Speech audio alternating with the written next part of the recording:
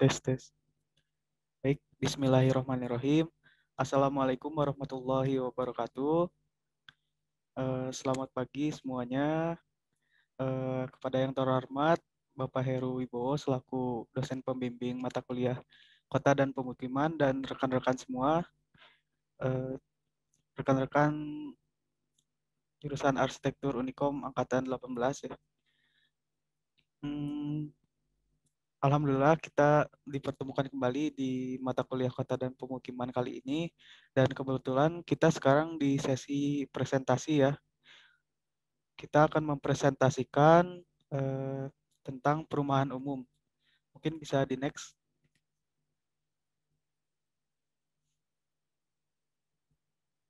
Jadi sebelumnya izinkan kami memperkenalkan diri. Mungkin bisa memperkenalkan diri masing-masing. Silahkan mulai dari Kang Ranjing, boleh on mic memperkenalkan diri dan seterusnya sesuai NIM-nya. Ya, perkenalkan, nama saya Rani Eftina Findo, NIM 104-18011. Salam mahasiswa. Silakan lanjut. Ya, perkenalkan, nama saya Rafli Fadila dengan NIM belakang 21. Lanjut, langsung aja ya lanjut. Perkenalkan, saya Tamarisa Nursifa, NIM 104-18032. Oke, nama saya Indra Hidayatullah dengan NIM 10418033. Perkenalkan, nama saya Muhammad Iqbal Jauhari dengan NIM 10418040. Baik, perkenalkan, nama saya Agistrin Kamalia dengan NIM 10418043. Dan saya Iren Haifah Wirunisa dengan NIM 104-18046. Oke, lanjut. Di sini agenda kami akan mempresentasikan dengan poin-poin berikut ya. Di antaranya yang pertama ada profil dan topografi Kota Medan, lalu selanjutnya ada definisi perumahan umum, lalu jenis dan tipe perumahan umum, lalu peraturan dan hukum untuk perumahan umum, lalu studi preseden perumahan umum yang kami ambil, serta kesimpulan. Next. Untuk profil kota mungkin akan disampaikan oleh Kang Ranjing atau Kang Kinzo, dan di sini kami mengambil dari Kota Medan. Silakan Kang Kinzo. Ya, baik, selamat pagi semuanya. Di sini saya ingin menjelaskan sedikit perihal studi kasus yang kami ambil yaitu Kota Medan. Nah, Kota Medan tersendiri ialah ibu kota dari Provinsi Sumatera Utara Indonesia, yang merupakan kota terbesar ketiga di Indonesia setelah DKI dan Surabaya. Boleh next. Nah, profil kota wilayah Medan sendiri itu, letak Kota Medan ini memang strategis. Kota ini dilalui Sungai Deli dan Sungai Babura. Keduanya merupakan jalur lintas perdagangan yang cukup ramai. Keberadaan pelabuhan Belawan di jalur Selat Malaka yang cukup modern sebagai pintu gerbang wisatawan. Nah, ini membuat perdagangan di sini menjadi perdagangan domestik yang baik untuk mengimpor dan mengekspor dalam dan maupun luar negeri. Menjadikan Medan sendiri sebagai pintu gerbang Indonesia bagian barat yang genap berusia 414 tahun pada tanggal 1 Juli berkembang menjadi ibu kota metropolitan. Pemerintah Kota Medan pun berambisi memajukan kota ini semaju kota-kota besar lainnya, tidak saja seperti Jakarta, Surabaya di Jawa, tetapi juga kota-kota di negara tetangga seperti Penang, Kuala Lumpur, dan lainnya. Next. Nah, Kota Medan sendiri ini ada luasannya itu 26.510 hektar atau 3,6% wilayah Provinsi Sumut cenderung miring ke arah utara. Perkiraan jumlah penduduk yang tetap yaitu ada 2.006.142 jiwa, tidak tetap yaitu 566.611 jiwa, arus komuter. perkiraan jumlah penduduk yaitu miskin yaitu 140.000 32.000 KK dan 7,13%. Pertumbuhan penduduk per tahunnya yaitu 0,63%. Urbanisasi penduduk per tahunnya 1,5%. Next. Oke, terima kasih Kang Pinjo. Tadi sudah disinggung beberapa topografinya dan sekarang topografinya akan dijelaskan oleh Rafli Fadilah. Silakan. Ya, Assalamualaikum semuanya. Saya di sini akan menjelaskan topografi dari Kota Medan. Atas wilayah Kota Medan merupakan daerah yang strategis karena berbatasan langsung dengan Selat Malaka dan bagian utara. Berdasarkan peraturan pemerintah Republik Indonesia Nomor 35 Tahun 1992 tentang pembentukan beberapa kecamatan di Kota Madia, daerah tingkat 2 Medan, dianggarkan kembali menjadi 21 kecamatan dengan 151 kelurahan dan 2001 lingkungan. Secara administratif, mempunyai batas wilayah sebagai berikut. Sebelah utara berbatasan langsung dengan Kabupaten Deli, Serdang, dan Selat Malaka. Sebelah selatan, yaitu ada Kabupaten Deli, Serdang, dan barat timur merupakan Kabupaten Deli dan Serdang. Penduduk sendiri, sejak tahun 1996, jumlah penduduk Kota Medan mengalami kenaikan yang cukup nyata hingga ke tahun 2003. Pada tahun 1996, penduduk Kota Medan berjumlah 1.730.725 jiwa dan menjadi 1.900.093.601 jiwa. Pada akhir tahun 2003, pertumbuhan penduduk rata-rata adalah 0,68%. Pertumbuhan tertinggi terjadi pada tahun 2002, yaitu sebesar 1,94%. Sedangkan pertumbuhan terendah sebesar 0,08% terjadi pada tahun 1999. Jumlah penduduk Kota Medan tahun 1996 sampai dengan tahun 2003. Coba next. Untuk suhu rata-rata sendiri, suhu rata-rata di Provinsi Sumatera Utara dapat disimpulkan bahwa suhu rata-rata yang terjadi adalah 20,8 derajat Celcius sampai 36,6 derajat Celcius. Serta kelembaban udara di wilayah Kota Medan rata-rata berkisaran antara 84 sampai 85%. Kecepatan angin rata-rata sebesar 0,48 meter per second, sedangkan rata-rata total laju penguapan tiap bulannya 104,3 mm. Hari hujan di Kota Medan pada tahun 2001 rata-rata per bulan 19 hari dengan rata-rata curah hujan per bulannya 226 mm menurut stasiun Sampali dan 299,5 mm pada stasiun Polonia. Dapat dilihat ini adalah tabel dari suhu maksimum dan minimum pada tahun 2019. Coba next. Untuk keadaan alam sendiri, sebagai besar wilayah Kota Medan merupakan daratan rendah dengan topografi yang cenderung miring ke arah utara dan menjadi tempat pertemuan dua sungai penting, yaitu Sungai Babura dan Sungai Deli. Di atas samping itu, Kota Medan berada pada ketinggian 2,5 sampai 37,5 meter di atas permukaan laut. Next. Oke, mungkin cukup. Lanjut ke pengertian perumahan menurut para ahli yang akan disampaikan oleh Agis Trinka. Dipersilakan. Baik, terima kasih Kang Iqbal. Sebelum kita membahas apa itu Perumas, kita akan membahas terlebih dahulu apa itu perumahan menurut para ahli. Yang pertama, menurut Budi Harjo pada tahun 1998. Perumahan adalah suatu bangunan di mana manusia tinggal dan melangsungkan kehidupannya. Di samping itu, rumah juga merupakan tempat di mana berlangsungnya proses sosialisasi pada seorang individu, diperkenalkan norma dan adat kebiasaan yang berlaku dalam suatu masyarakat. Sebagai wadah kehidupan manusia bukan menyangkut aspek teknis dan fisik saja, tetapi juga aspek sosial, ekonomi, dan budaya dan penghuninya. Lanjut, menurut Undang-Undang Nomor 4 Tahun 1992 yang berfungsi sebagai lingkungan tempat tinggal atau lingkungan hunian yang dilengkapi dengan prasarana dan sarana lingkungan. Pasal 1 ayat 2. Nah, Perumas di sini ialah sebagai media pengembangan misi pemerintah dalam menyediakan kebutuhan pokok masyarakat.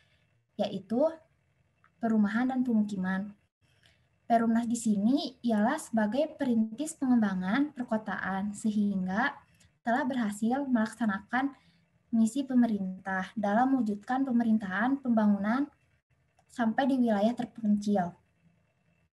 Nah, lalu pengertian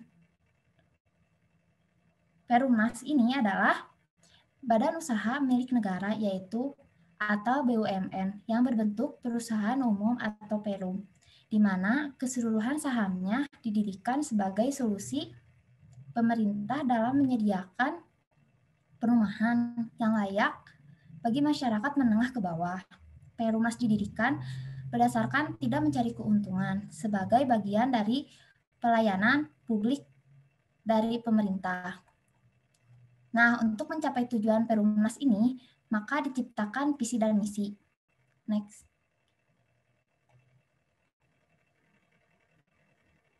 Nah, visi dan misi Perumnas di sini, visinya yaitu menjadi pelaku utama menyediakan perumahan di mana pemukiman di Indonesia dengan bertanggung jawab.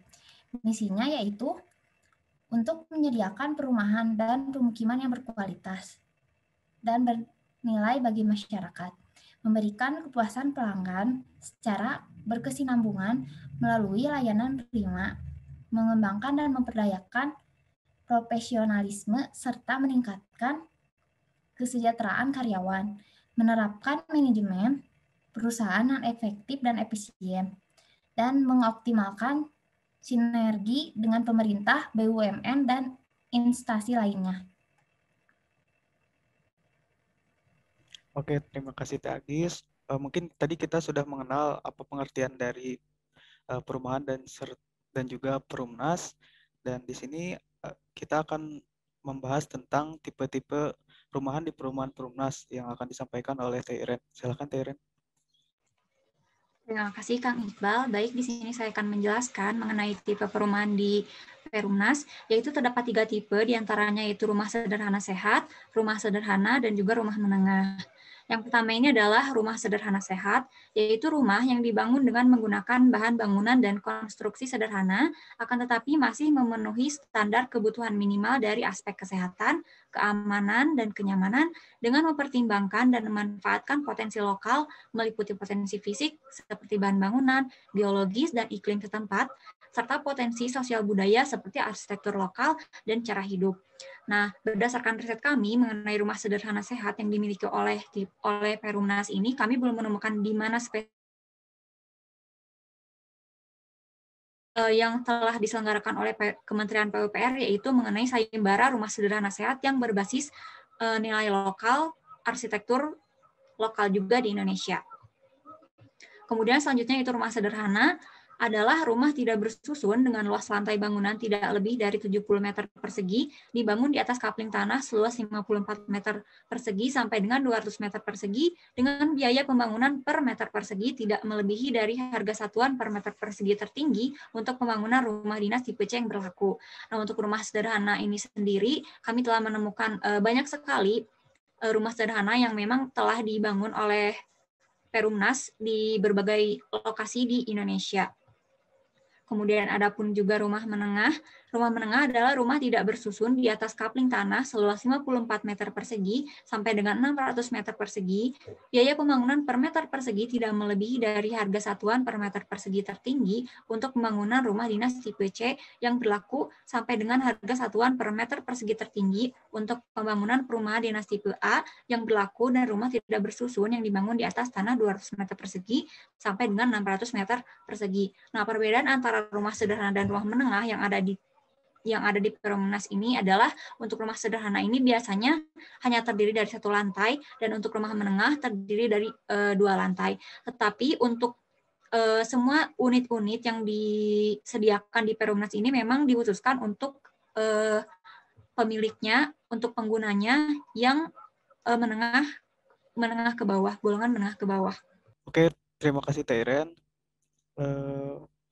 Tentunya di perumahan ini atau Perumnas ini terdapat peraturan-peraturan tentang perumahan yang akan disampaikan oleh Teh Tama. Mungkin langsung saja Teh Tama, silakan. Baik, terima kasih. Di sini saya akan memaparkan mengenai peraturan tentang perumahan. Yang pertama ada peraturan pemerintah. Di pasal 11, ketentuan mengenai pembinaan penyelenggaraan perumahan dan kawasan pemukiman. Pasal 27, ketentuan mengenai perencanaan dan perancangan rumah. Pasal 31, ketentuan mengenai perencanaan prasarana-sarana dan utilitas umum perumahan. Pasal 41 ayat 3, ketentuan mengenai pembangunan, penyediaan, penghunian, pengelolaan, serta pengalihan status dan hak atas rumah yang dimiliki oleh negara.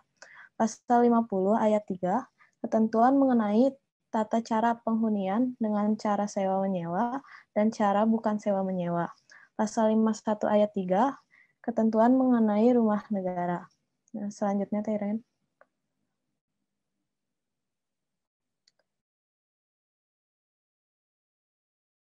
Tiga, ketentuan mengenai pengendalian perumahan.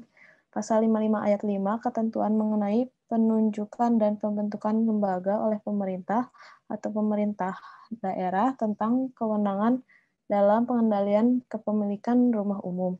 Pasal 55 ayat 6, ketentuan mengenai kemudahan dan atau bantuan pembangunan dan perolehan rumah bagi masyarakat berpenghasilan rendah. Pasal 58 ayat 4, ketentuan mengenai arahan pengembangan kawasan pemukiman. Pasal 84 ayat 7, ketentuan mengenai tata cara pengawasan penyelenggaraan kawasan pemukiman. Pasal 85 ayat 5, ketentuan mengenai bentuk dan tata cara pemberian insentif, pengenaan disinsentif, dan sanksi. Selanjutnya, ada pasal 90, ketentuan mengenai pemeliharaan rumah, prasarana, sarana, dan utilitas umum. Pasal 93, ketentuan mengenai perbaikan rumah dan prasarana, sarana, dan utilitas umum. Pasal 104, ketentuan mengenai syarat dan tata cara penetapan lokasi, pemugaran, peremajaan, pemukiman kembali, dan pengelolaan peningkatan kualitas terhadap perumahan kumuh dan permukiman kumuh. Pasal 126 ayat 4, ketentuan mengenai kemudahan dan atau bantuan pembiayaan untuk pembangunan dan perolehan rumah umum dan rumah swadaya bagi masyarakat yang berpenghasilan rendah. Nah, selanjutnya ada peraturan daerah di pasal 36 ayat 3 mengenai kemudahan akses pembangunan rumah umum.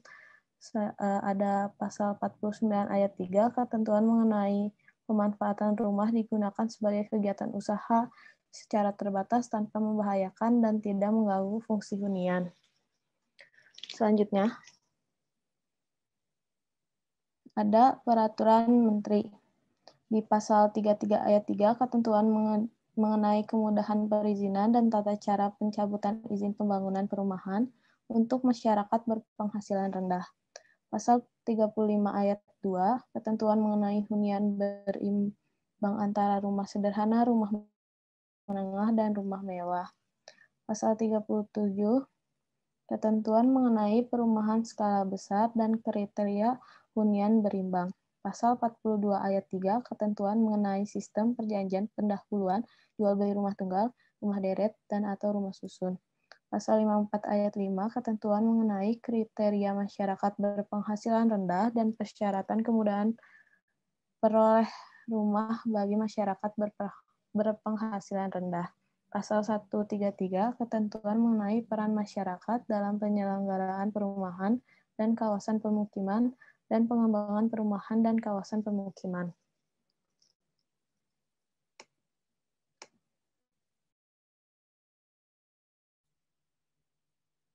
Oke, mungkin sudah cukup ya untuk peraturan. Tadi kita sudah membahas tentang pengertian-pengertian perumahan umum atau Perumnas ya. Di sini saya akan melanjutkan tentang preseden perumahan umum yang kami ambil. Jadi kami mengambil contoh dari Perumnas Geria Martubung 3 yang lokasinya berada di Sumatera Utara, Kota Medan, Labuhan, Tangkahan. Perumnas unit Martubung. Tentunya ini berada di Kota Medan. Mungkin bisa lanjut. Di sini kita bisa melihat site plan-nya tersendiri ya. Fasilitas sarananya yang terdiri dari 653 unit subsidi, lalu 950 unit terjual subsidi, ada 2 unit komersil, lalu ada 0 unit terjual komersil, dan 5 unit dipesan subsidi. Jadi di samping ada unit-unit tipe rumahan, ada juga fasilitas lain seperti tadi yang saya sebutkan, yaitu komersil yang ditandai dengan warna abu-abu. Next.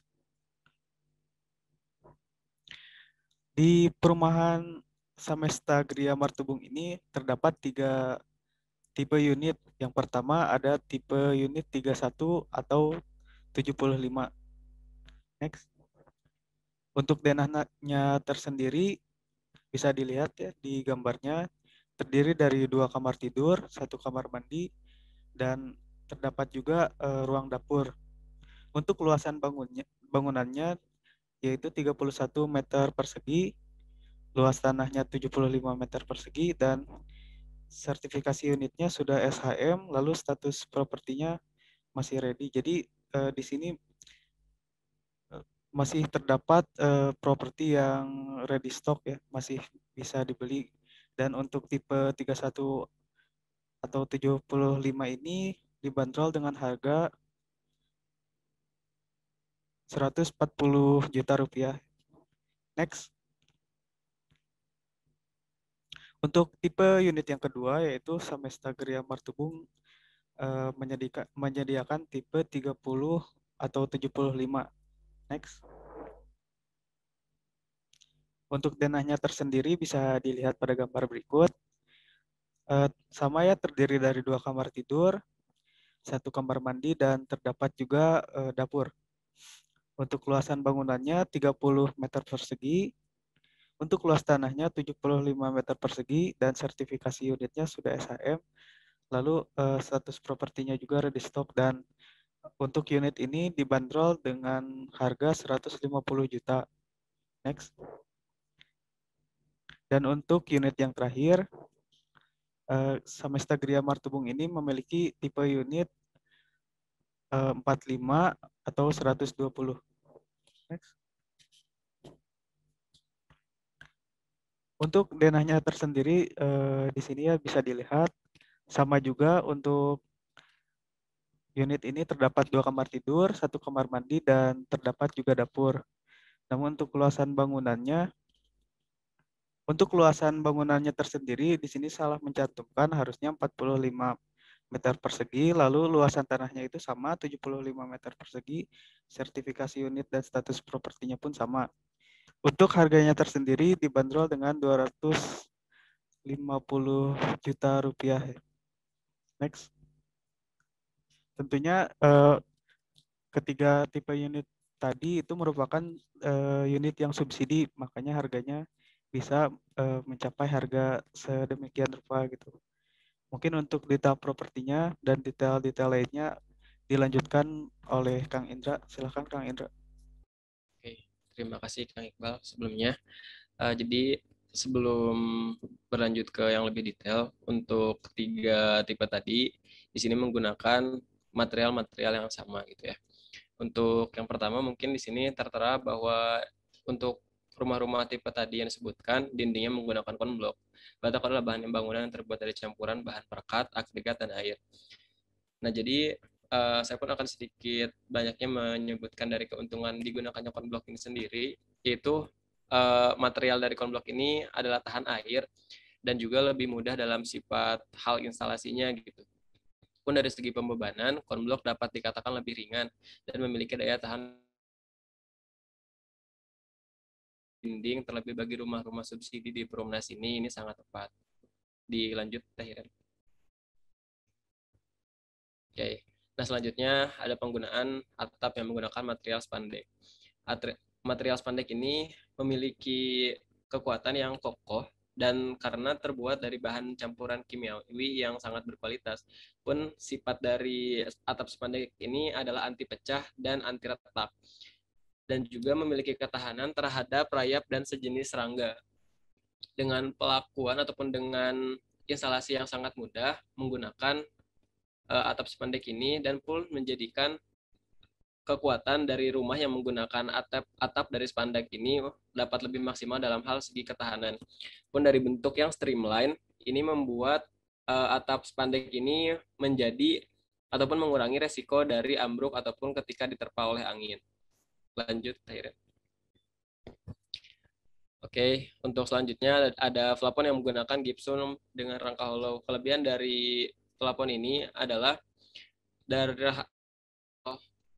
keuangan ataupun budgeting ini dapat lebih ditekan karena mempunyai harga yang lebih murah.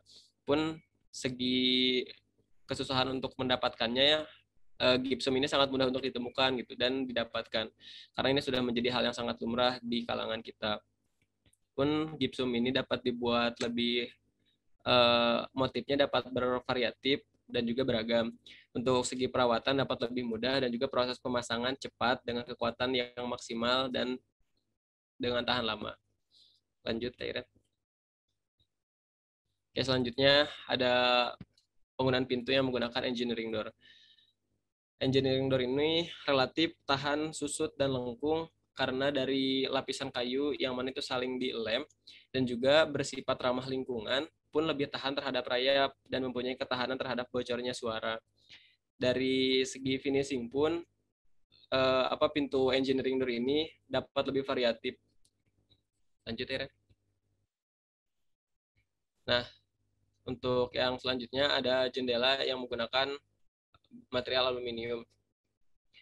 Material aluminium ini dapat tahan terhadap berbagai macam cuaca, pun atau anti rayap dan tahan terhadap kropos, memiliki beban yang ringan, pun perawatan yang lebih mudah dan juga biaya yang lebih ekonomis. Memiliki warna yang tidak monoton dan dapat menghasilkan banyak varian warna sesuai apa yang diinginkan oleh owner ataupun pemilik rumah tersebut. Baik, lanjut ya. Nah, di sini ada pun menggunakan lantai keramik dengan ukuran 40 x 40 dan pada area WC menggunakan ukuran 20 x 20. Untuk area WC ini menggunakan keramik dengan tekstur lantai yang bertekstur sehingga meminimalisir kelicinan dan meminimalisir juga hal-hal yang tidak diinginkan. Selanjutnya ada penggunaan kloset dengan jenis kloset jongkok. Mungkin di next. Nah, untuk suplai dari listrik sendiri menggunakan PLN sebagai penyalur listrik utama dari negara dan juga untuk kebutuhan terhadap subsidi air itu menggunakan PDAM sebagai penyalur utama dari pengairan negara.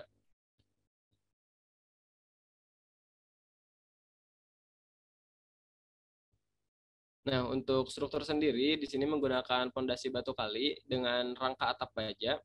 Pun di sini digunakannya pondasi batu kali ini sesuai dengan standar dari rumah ataupun subsidi tadi yang digunakan ya. Karena untuk bangunan satu lantai, pondasi batu kali masih amat sangat relevan dan ini dapat dikatakan lebih efisien. Pun dari penggunaan rangka atap baja memiliki kelebihan yang lebih ringan terhadap pembebanannya, juga terhadap kekuatannya. Rangka atap baja ini memiliki ketahanan yang cukup kuat untuk jangka waktu yang berkelanjutan. Oke, terima kasih Kang Indra. Kita sudah selesai menyampaikan materinya, mungkin dapat disimpulkan dan mungkin Kang Indra lagi ya yang akan menyampaikan kesimpulannya. Silakan Kang Indra. Baik, Kang Iqbal. Untuk kesimpulan pertama ya, jadi Kota Medan ini merupakan sebuah kota yang terletak di Provinsi Sumatera Utara dan meraih predikat sebagai kota terbesar ketiga setelah Surabaya dan Jakarta.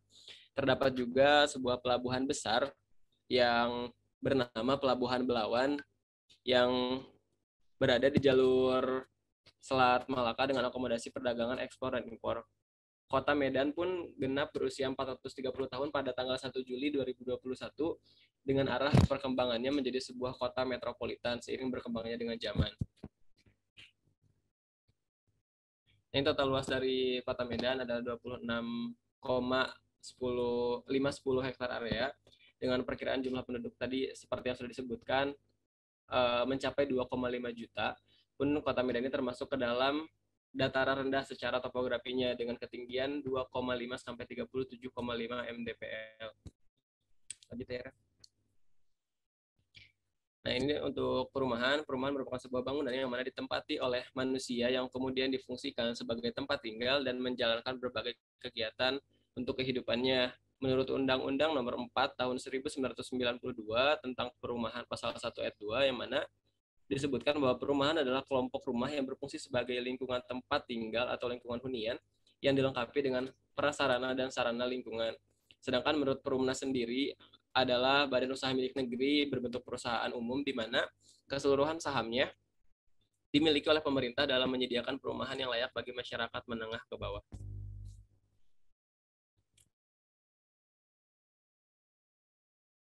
Perumnas seperti yang tadi telah disampaikan dan disebutkan, yang pertama ada rumah sederhana sehat, ada rumah sederhana, pun yang terakhir adanya rumah menengah. Nah, ini untuk mengenai studi kasus yaitu Perumnas dari tadi yang telah Kang Iqbal sebutkan juga, Perumnas Geria Martubung, terletak di Kota Medan, Medan Labuhan Tangkahan, perumahan Perumnas unit Martubung, yang mana perumahan ini memiliki beberapa unit subsidi dan komersil, pun dalam tatanan secara site sangat tertata dengan baik, dengan penyediaan fasilitas penunjang, sehingga dapat dikatakan sebagai perumahan yang strategis dan memiliki kelengkapan yang dikatakan cukup untuk klasifikasi perumahan. Secara struktur, perumahan ini sudah menggunakan standar yang ada pada penggunaan pondasi batu kali dengan fasilitas listrik yang seperti saya sebutkan tadi, berasal dari PLN sebagai penyediaan listrik nasional dan elemen-elemen lainnya yang menjadikan perumahan ini sudah cukup untuk memenuhi standar pada perumahan yang ditentukan secara fasilitas, sarana, dan prasarana.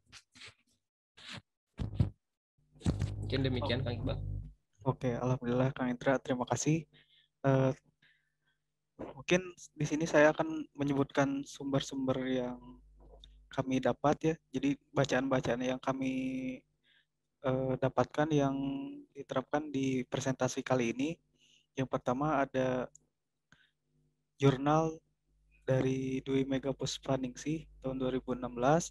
Lalu ada jurnal dari Urip Santoso tahun 2014. Lalu ada surat keputusan bersama antara Menteri Dalam Negeri dengan nomor-nomor tertera. Lalu ada Undang-Undang Republik Indonesia dengan nomor tertera, serta web perumnas.co.id, lalu web medankota.bpjs.go.id, lalu web perumnas.co.id, serta web sikumbang.ppdpp.id. Oke, next. Mungkin cukup sekian presentasi dari kami. Qadarullah karena sekarang presentasinya online dan video, mungkin untuk pertanyaan, masukan, dan sanggahan bisa disampaikan di grup mata kuliah Kota dan Pemukiman nantinya, atau bisa disampaikan langsung kepada kami yang ada di kelompok 2 perumahan umum ini. Sebelumnya, jangan lupa mari kita doakan bersama juga untuk kesehatan guru kita, dosen kita, Bapak Heru Wibowo. Mudah-mudahan beliau lekas pulih ya dari penyakitnya. Mungkin ada yang mau disampaikan lagi dari rekan-rekan semua. Bisa on mic semuanya, silakan.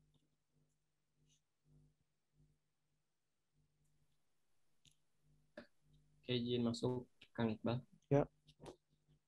Nah, atas perhatiannya saya ucapkan terima kasih. Mungkin demikian yang dapat kami sampaikannya gitu secara presentasinya secara tadi. Mungkin atas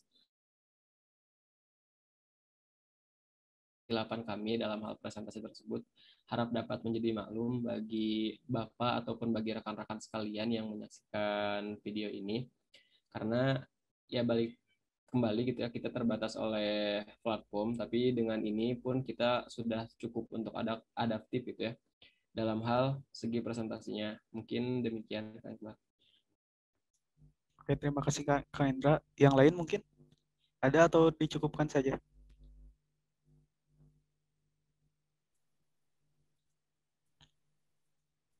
Cukup Kang Iqbal. Oke, mungkin cukup ya dari kita.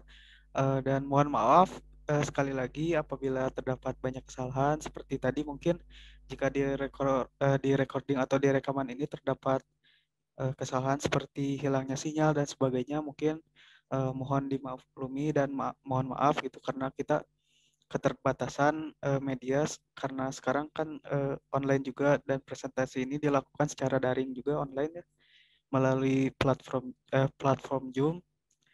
Mungkin cukup sekian dari kami. Jika ada kelebihan mungkin itu dari Allah semata, dan jika ada kekurangan mungkin itu dari kami semua gitu. Terima kasih sekali lagi. Saya tutup. Mari kita tutup dengan hamdalah bersama-sama. Alhamdulillahirabbil alamin.